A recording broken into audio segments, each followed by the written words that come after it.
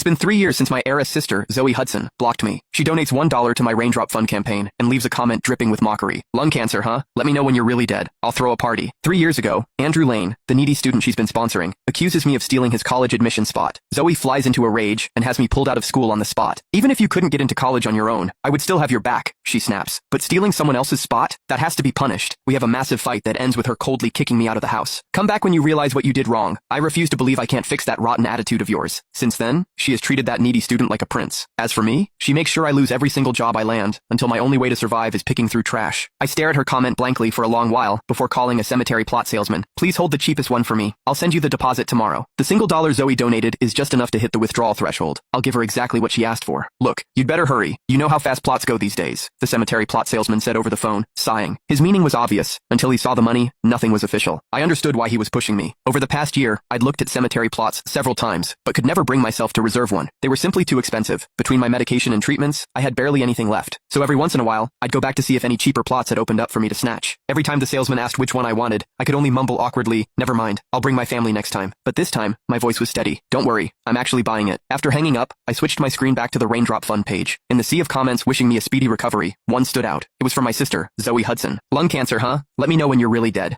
I'll throw a party. I read it over and over, still unable to believe those words had come from my own sister. Yet, thanks to the dollar she donated, my balance had finally reached an even $10,000, making it eligible for withdrawal. I pressed my lips together bitterly, and was just about to tap the withdrawal button, when a new donation and comment suddenly popped up. It was from Andrew Lane, the needy student Zoe had sponsored. He donated 1 cent and left a comment. Chase, come home. As long as you apologize properly, Zoe will forgive you. Don't fake something like this again. My fingers tightened around my phone, but after a moment, I said nothing, and submitted the withdrawal. Peanut, the stray cat I'd taken in, seemed to sense something was off with me, and kept rubbing against my feet. I crouched down to pat his head, then poured the last of the cat food into his bowl, filling it to the brim. He immediately limped over and started eating. He was a disabled cat with a badly broken leg. As he ate, he kept glancing back at me. When I met those pleading eyes, my own stung with tears. I felt like I was right back on the night Zoe kicked me out of the house. I could still hear her disgusted voice, cold enough to cut to the bone. If you won't admit you were wrong, then get out. I don't want you anymore. 3 years ago, Andrew had barely handed over his college admission spot to me, before he turned around and told Zoe I'd bribed a teacher to steal it from him. He put his entire future on the line, betting that Zoe would blow up. The only teacher who could have vouched for me had retired and was traveling abroad. No one could reach him. Andrew had timed it perfectly, and his bet paid off. Zoe flew into a rage, refused to hear a single word of my explanation, and had me pulled out of school on the spot. I broke down, and we had a massive fight that ended with her slapping me hard across the face. Chase Hudson, you've never wanted for anything a day in your life, she snapped. Did you really have to steal? Andrew clawed his way up from nothing. Do you have any idea what that spot meant to him? When she ordered me to apologize to Andrew, I refused, stubbornly insisting that I had done nothing wrong. So, in the end, she kicked me out of the house. That day, I just sat outside, waiting for Zoe. I thought she was just angry in the moment, and that she'd call me back inside when